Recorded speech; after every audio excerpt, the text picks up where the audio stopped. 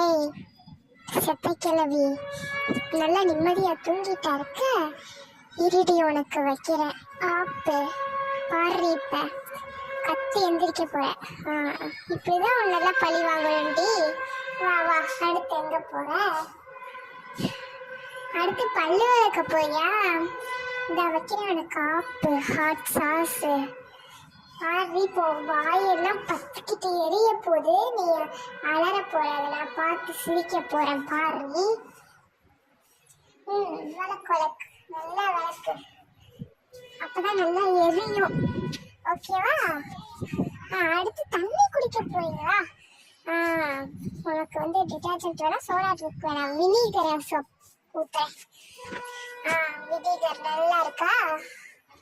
குடி குடி, அப்பதான் தெரியுது உன் தொண்டை எரிச்சல்.